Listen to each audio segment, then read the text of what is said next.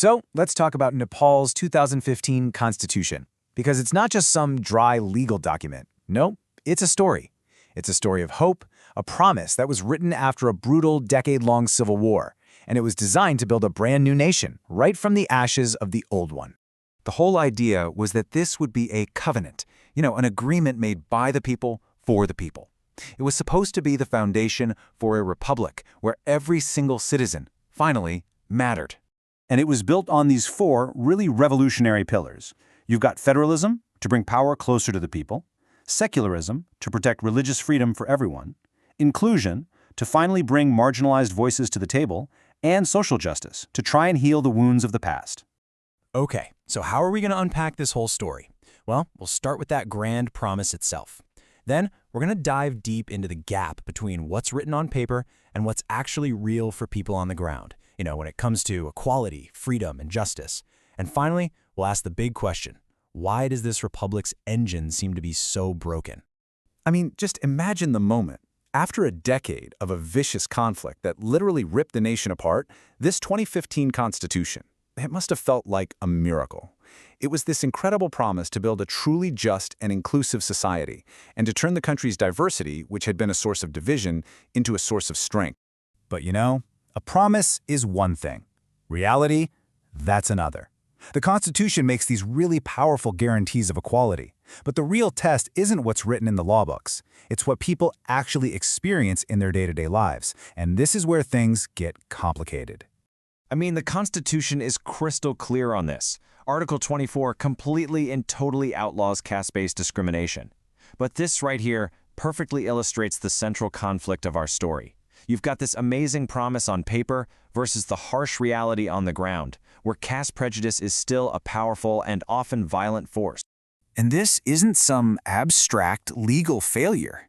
We're talking about real people. The tragic murder of Nabaraj BK and his friends in Rukum is a horrific reminder of the consequences. His only so-called crime was falling in love across caste lines, a right the Constitution should have protected, but in the end, it couldn't save him. Now, what's so fascinating about this slide is how just one number can tell a massive story of economic inequality. Article 18 guarantees women equal rights to ancestral property, which is a huge step forward. And yet, less than a quarter of women in Nepal actually own land. It just goes to show how deeply those patriarchal norms can resist even the strongest legal changes. And this gap between paper and reality, well, it extends to another fundamental right: freedom of expression. The absolute lifeblood of any real democracy. The Constitution guarantees it, but it also includes a really dangerous loophole. So Article 17 is supposed to be this powerful shield for free speech. But, and this is a big but, the Constitution allows for reasonable restrictions in the name of things like social harmony. The problem is, these vague terms can be, and absolutely have been, weaponized to protect the powerful, not the public. This forces every citizen to ask a really tough question. Is criticizing your government an attack on the nation itself? Or is it maybe the highest, most important form of patriotism? And hey, these aren't just hypotheticals. This is really happening. We've seen the government outright ban TikTok. We've seen them order news outlets to delete articles. And we continue to see them use cybercrime laws to go after journalists and even just ordinary citizens who dare to speak out online. And, of course, rights to equality and freedom don't mean much if you can't get justice when they're violated. So that brings us to the courts. But unfortunately, in Nepal, the path to justice can often feel, well, impossible. On paper, the system the Constitution sets up is pretty amazing. It guarantees rights for the accused, it guarantees rights for the victim, and it has an absolute total ban on torture. In writing, it's a model of fairness. But what happens when that system fails? The heartbreaking case of Ganga Maya Adhikari shows us exactly what happens.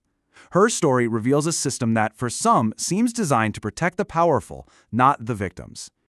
Just think about this. For over a decade, Ganga Maya has been on this relentless, agonizing quest for justice for her son's murder. Her husband died during a hunger strike fighting for the very same cause. Her struggle just painfully shows how delayed justice becomes the most profound denial of justice. It destroys lives and completely erodes public faith in the system. So the crucial question is, why, right? Why do these problems keep happening despite having such a progressive constitution? Well, the cause isn't just a few bad actors. It's deeply, deeply systemic. So to understand the problem, let's borrow an idea from the economist William Easterly. He talks about two ways to approach development. You have the planner, who imposes these grand visions from the top down, and the searcher, who finds real solutions from the bottom up by listening to people.